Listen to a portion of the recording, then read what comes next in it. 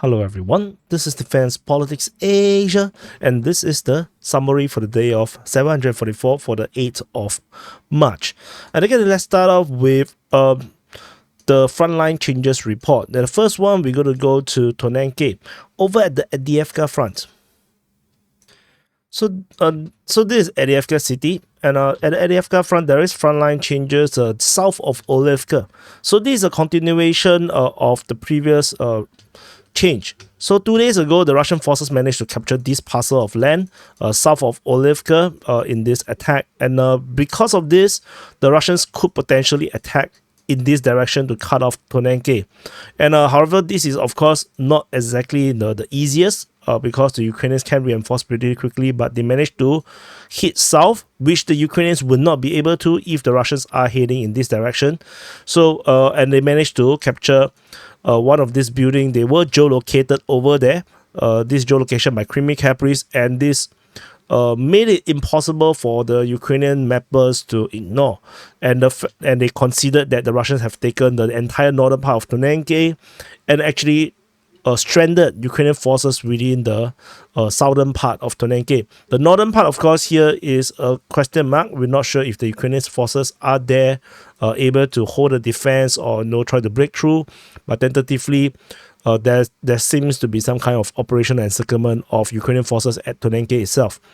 So this is Tonenke. There's further up north.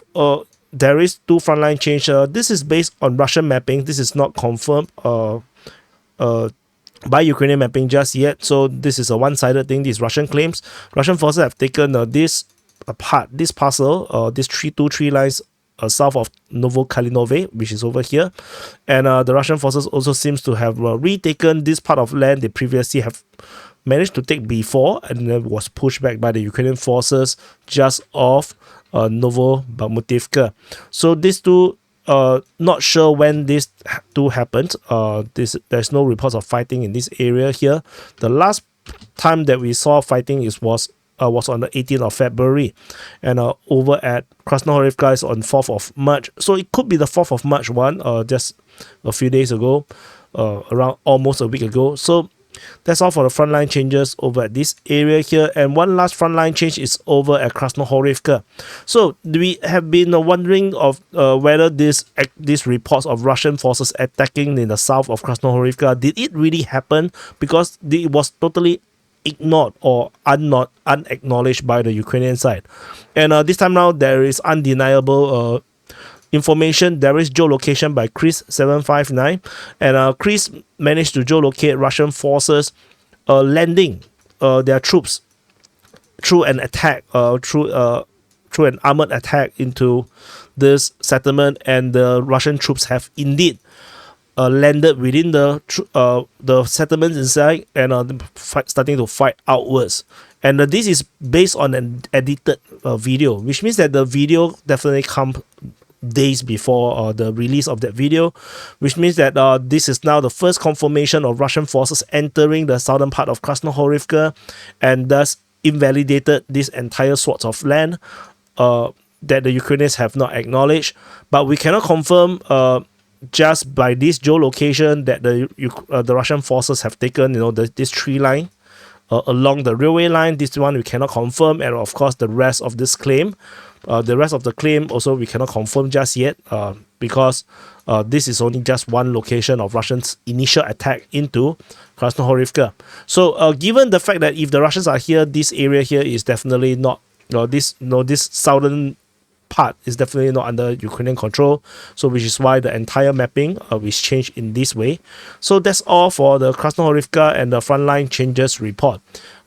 In terms of the strategic and tactical reporting, there's nothing over at the Kherson front. Over at the Zaporizhzhia Front, there is still fighting in this area here in the Orikhiv sector. This is Orikhiv. The Russian forces are attacking Robotine and in the western part of Verbove. There is no updates regarding any other things. Ukrainians are supposedly still trying to counterattack at Robotine. There's currently no other news in terms of that. In yesterday's report, we mentioned about reinforcement reaching Novokalynove and supposedly planning to do some attack towards or counterattack against the Russian forces at Robotine and Verbove. But this have not turned out yet. This have not happened yet. So we will continue to monitor and see how this progress over at the Zaporizhzhia Front. And I think that's all from the Zaporizhzhia Front. There's no other updates in this front line. We move into the Donetsk Front. So this is Donetsk city, and this is the Donetsk Front. At the Donetsk Front, Russian forces are continuing their offensive with fighting reported across the entire front line over at Novodarivka, Staromayorsky, Uruzhaine, Shevchenko, Prione, Georgievka and Krasnohorivka. Ukrainian forces counterattack over, and also at Novokalynove, Ukrainian forces counterattack over there and also attack at Vodian. Some of this information might be duplicate from yesterday's report, so just take note because of how Russian Ministry of Defense published their reports. It could be replication, and so over at this Marinka sector, there is geolocation of Russian attack against Ukrainian rotations at this area here, showing that the Russians have not really progressed past this point. The front line have not really changed over there. There's no other news regarding Novokalynove just yet. Geolocation of Russian airstrike, I think no, not airstrike, some artillery strike has been reported north of the fishing pond, which means that the Russian forces have not managed to penetrate through into the western part yet. Moving further up north, so there is give me a wait. Over at this Krasnohorivka, as mentioned over at the frontline changes report, the Russian forces has now confirmed to be in the southern part of Krasnohorivka, and they are pushing against the Ukrainian forces. This Krasnohorivka is a massive stronghold for the Ukrainians, and this is going to be a very, very difficult city to take. It's going to be very similar to Avdiivka. But this area do not have the geography for the Russians to do this envelopment, for the Russians to quickly take this city. There is airstrikes, however. The Russians have thrown a lot of airstrikes, very massive bombs at the industrial area, the strongholds in Krasnohorivka. Many footages has came out from Krasnohorivka showing the Russians are hitting this city with massive bombs. Maybe that's the way how they are trying to soften up and push the Ukrainians out of this city. We will continue to monitor and see how these progress. And that's all from the Donetsk Front. Over at the Avdiivka Front, the Russian forces are still on their Avdiivka offensive.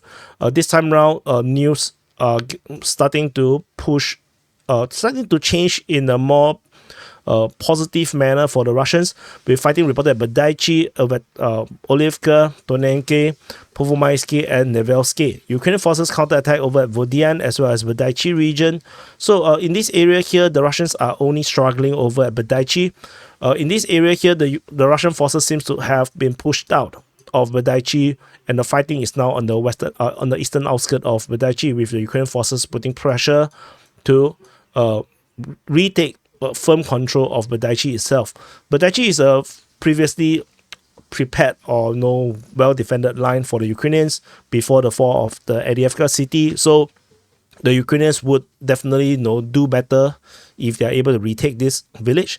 However, further south, things has turned from bad to worse for the Ukrainians because of this breakthrough over in the south of Olivka, threatening the Ukrainian forces in battles in this area here on the northwestern part of Tonenke. The Russian forces are able to make a break through the center of Tonenke, strangling the Ukrainian forces over in the southern part of Tonenke, which means that this is an operational encirclement.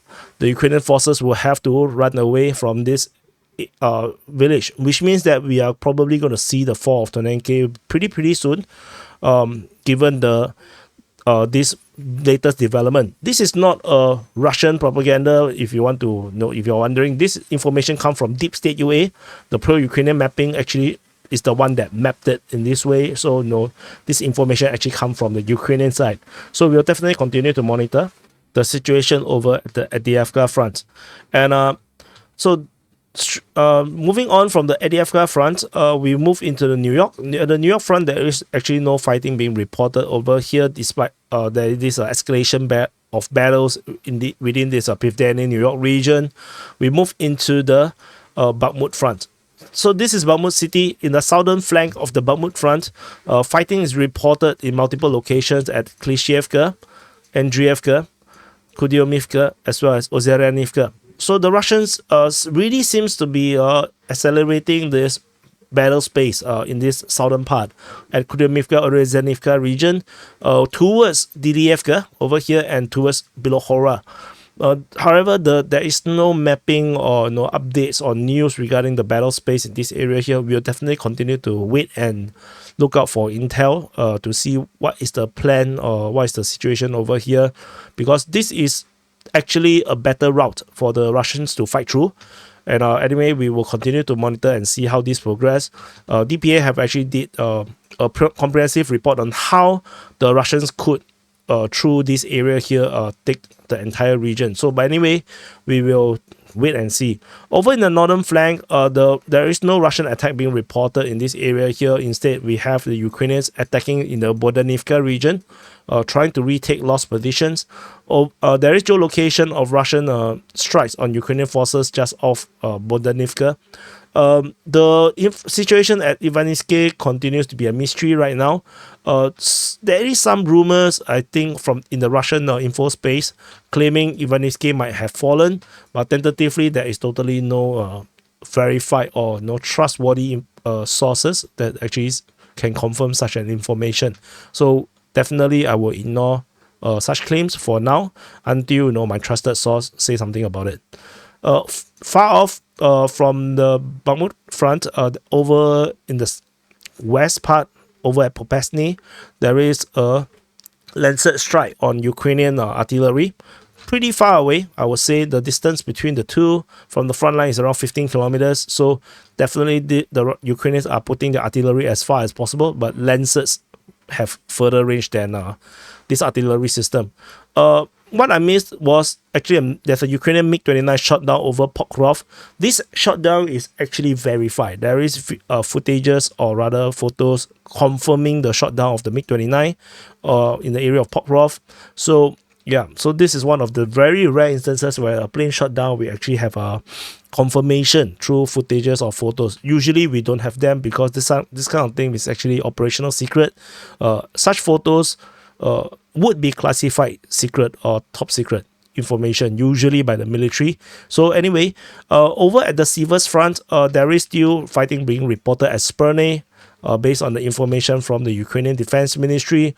We will continue to monitor. I'm always curious when this kind of information come out where it's not the usual space where the fighting take place. So we will continue to wait and see for further information. Curiously, no fighting over at Bilohorivka. And so that's all from the Siversk Front.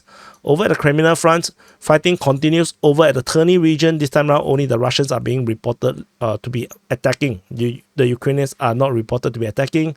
There is a geolocation of Russian forces on the eastern part of Terny. And this geolocation basically confirms Russian presence in this region here. And this actually confirms our mapping. So that's actually very, very good. So that's all from the Kreminna Front. We move on into the Svatove Front. There is no information anymore about the Russian attack over at Novoselivsky and Stemakivka.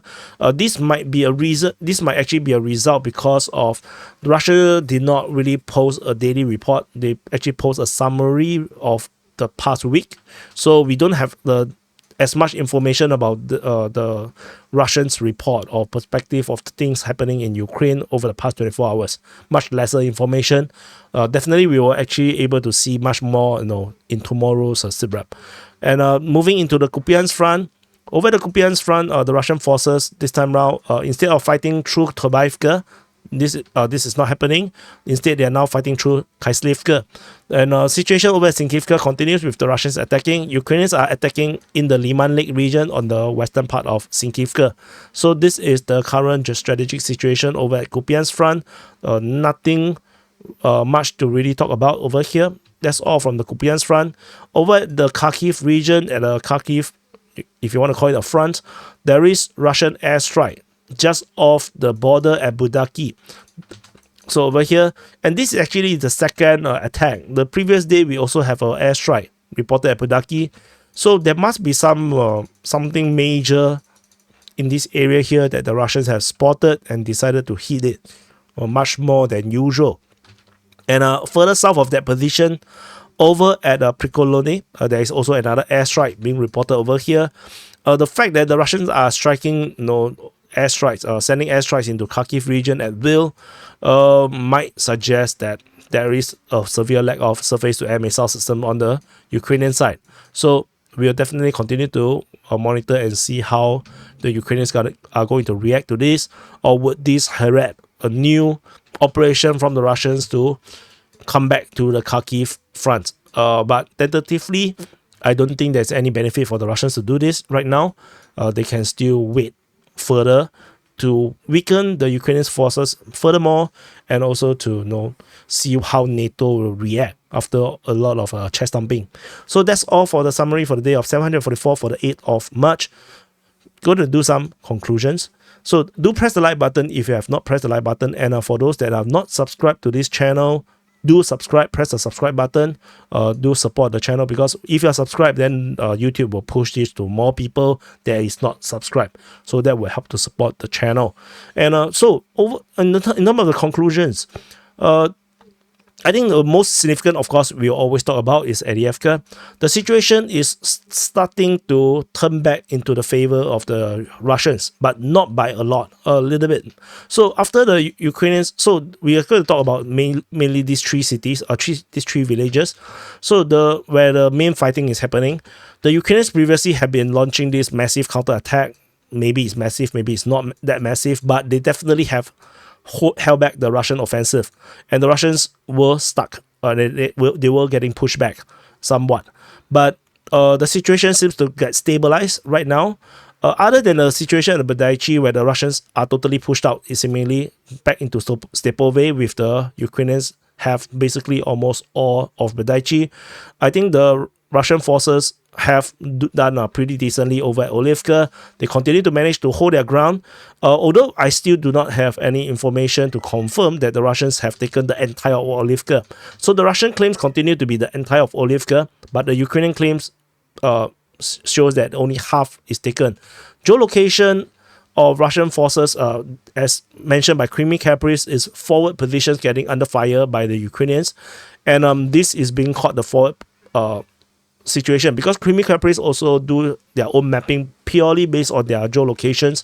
So for them, even Avdiivka, just like what we have mapped, or by the Ukrainians, the Russians actually have not captured the entire of Avdiivka.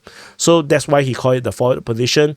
This forward area here, what I can imagine is this area here is actually a gray zone where the Ukrainians launch attack into, and are definitely not under firm Russian control. So that is most likely the case.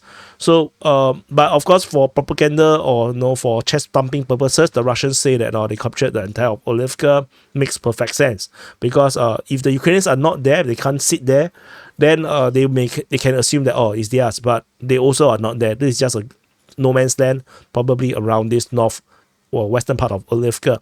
However, what the Russians did do well is manage to push south of Avdiivka. They break south, because this is where they have firm control, right? This is the area that they have firm control. They've pushed south and managed to threaten the Ukrainian retreat from Tonenke, or the resupply route, and of course these three lines around here. And with the Russians poised to attack in this direction, the Ukrainians definitely is reacting in this area here, and that also means that they are unable to deal with any potential problems when the Russian push south into Tonenke, and this is exactly what had happened. The Russians managed to attack. Probably they attack in both waves, and forcing the Ukrainians to fight the battle in this area here. This is where they have to fight, and here it becomes this area here becomes less defended, or they are unable to reinforce, which means the Russians are able to break through, which is what happened, and they were geolocated within this factory or this building. Not sure what is this building. Yeah, some kind of a farm or industrial building. They are geolocated over there, which means that the Russians managed to penetrate through and cut into the center of Tonenke. And with this cut, the Ukrainian forces over in Tonenke is now stranded. And because the Russians have already taken this tree line in the south of Tonenke, which means that the Ukrainian forces is going to have to run through the open into the industrial area and then run out. It's unclear if the Russians have this area, this industrial district. So that's unclear technically right now. It is possible that the Russians are there because it's just next to the tree line. It seems to be a very easy target to attack. But tentatively, this looks like the situation right now in Tonenke, where the Ukrainian forces get encircled in this southern part of Tonenke. And this northern area here, this dacha, I believe there's dacha. It looks a little bit like cemetery. Let me see. Is this cemetery or is this a dacha region? So this is a summer house region. So the Ukrainian forces might be in this area here and holding the line in this area. But of course, this is also a very vulnerable spot. So let's say if the Ukrainian forces have this area in this northwestern part of Tonenke, or the northernmost part of Tonenke, this area could also be encircled if the Russians manage to push and take these two tree lines, and hit in this direction. Since the Russians are already here, they could potentially deny this road through fire control, and then the Ukrainians are going to have to run in this way from the south. So the situation is very difficult tactically for the Ukrainians at Tonenke. This is not a very good place to be here, and however, yeah, for the Ukrainians, they still have Badaichi. So this is actually a firm line. So this is actually I believe the Ukrainians can hold, but in the south here, this is actually a weak spot. So let's see whether the Russians can retake this initiative. But tentatively, it's looking not bad.